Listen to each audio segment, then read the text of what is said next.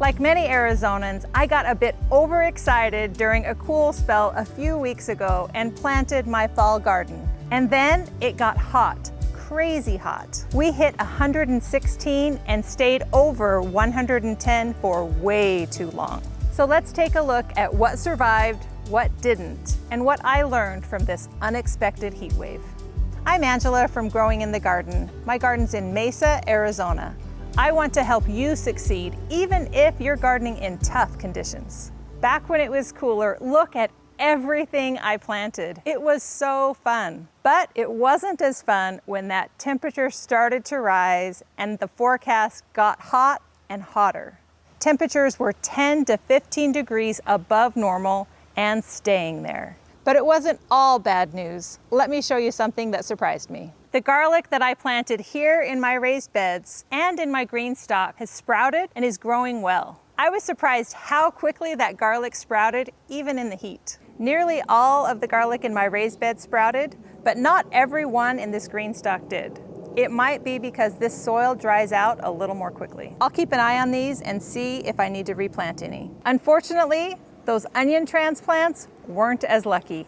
They all died. When I saw that the onions weren't going to make it, I grabbed a package of seeds and sprinkled a bunch in a couple of these pockets. They're already sprouting and I'm gonna let those grow and then I'll replant them where the other ones died. The shallots had mixed results. Most of them lived, but a few died. I ordered some more seeds and I'll start them outside as well. Thankfully, the strawberries are growing well and seem to be settling in. The Etoy onions that I planted as companion plants are beginning to pop up through the soil. As for the bulbs, I haven't seen anything from the ranunculus, anemones, or daffodils yet, but it's a little early and I probably wouldn't expect to. We'll wait and see. I planted potatoes at 2 different times. Some of the earliest ones have sprouted and are growing well, and many of the other ones that I planted later are growing. But I have noticed that there are several spots where the potato rotted, I think because of the heat. If they don't sprout, I'll dig down and see what's going on, and then I may need to replant or plant something else. So if it rots, a lot of times there won't be much left there. And it looks like that's what happened here. It just kind of disintegrates into the soil. So I planted a potato here, but it's long gone. So that one's still there, and it looks like it's forming a sprout. So I just need to be a little bit more patient with this one, and it should pop up through that soil. Once I make sure everything's growing, I'm gonna cover this entire bed with straw. Remember when I planted celery transplants and the cut off ends of grocery store celery? Take a look at this. Almost all of the celery transplants survived and are settling in and growing well. And those grocery store cut off ends have all sprouted. This is lovage, a close relative of celery. I planted a bunch of tiny transplants and it looks like a few of them survived. The Swiss chard did surprisingly well and most, but not all, survived. This one has a little bit of life left in it, so we'll see if anything grows or it might just die like its neighbor. The passion fruit vine that I planted is looking fried, but it's still alive and I'm starting to see new growth. There were 2 plants growing in one pot, so I split them. That was stressful for the roots. I think that's why it's struggling. Adding planting in the high heat didn't help. On the other hand, this goji berry didn't miss a beat. It had blossoms when I planted it, and it's already starting to fruit. What about the herbs I planted? Believe it or not, they're all settling in. Thyme, sage, garlic chives, even most of the cilantro transplants are okay. The brassicas like broccoli, cabbage, cauliflower, they're all growing well.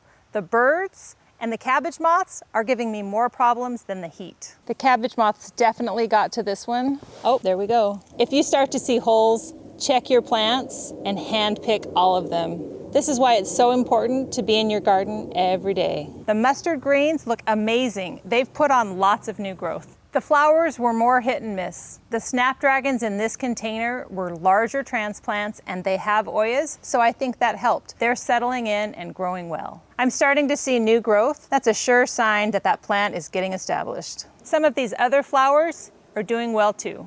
Unfortunately, only about half of my campanula transplants survived. The ones that died were the smaller transplants, and the birds have not helped the situation. They like picking at these seedlings. Most of the scabiosa is settling in and growing well. A lot of the snapdragons died. The heat was too much for them, and they were young, small transplants. The alyssum that I planted as a companion plant for these roses is about 50-50. Some died, some are living. I think the ones that died were the ones that I split apart, trying to get 2 plants instead of 1.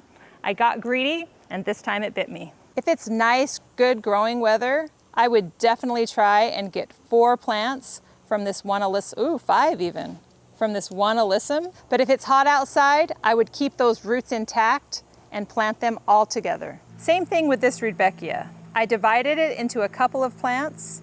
It's struggling now, but I think it will come back and be fine. As you'd expect, the warm and hot season crops in my garden are growing well. Let's take a look. Cucumbers, lima beans, tomatoes, edamame, Egyptian spinach, marigolds, eggplant, zinnia, loofah. Look at all of this fruit.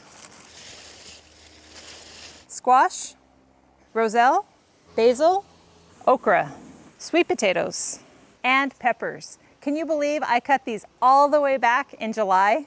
You might be thinking 116 in September, 110 in October. Those are the same temperatures we have in June or July. But it's not the same. Here's what's different. The days are shorter. The sun's angle is lower, and our nighttime lows are cooler. These factors make a huge difference. The heat isn't as long or intense. I would not have the same results if I planted all of these crops in June or July. One of the tough parts of living where we have short seasons is you're in a race to get those crops planted and producing before the next season. You often have to take risks to make that happen. Trying to maximize production and minimize risk can be challenging. Here's what I learned from this late heat wave. Fundamentals matter. Good soil and watering are essential. Shade is your friend. Providing shade can help protect your plants from intense sun. Succession planting is a good idea. I planted out some of my broccoli seedlings, but I have more inside that I'll plant out in a couple of weeks. On the other hand, all of those campanula seedlings that I lovingly started from seed indoors, about half of them are dead, and I can't get those back. But it's also a good idea to increase your chances of success. Don't plant just one of each thing. Increase your odds by planting multiples. When it's this hot, larger transplants have a higher likelihood of success than smaller ones. The size of the root ball matters. This smaller root ball will dry out more quickly than the larger one. You'll need to water this one much more often. If you're going to divide plants, know that it's a risk and it's extra stressful when it's really hot. Best practices make a difference. Planting in the evening so crops can settle in overnight. Using planting aids like mulch and burlap to hold moisture in the soil, and hardening off seedlings are all crucial to your plant success. And finally, cool season crops are tougher than you think. Although they come to harvest when it's cool and they love that cooler weather, their roots don't mind the warm soil and get established quickly. Would I do it all again? Yes. Sometimes with our short seasons, we have to take risks. Just like that spring where I planted tomatoes 3 times because late frost kept killing them.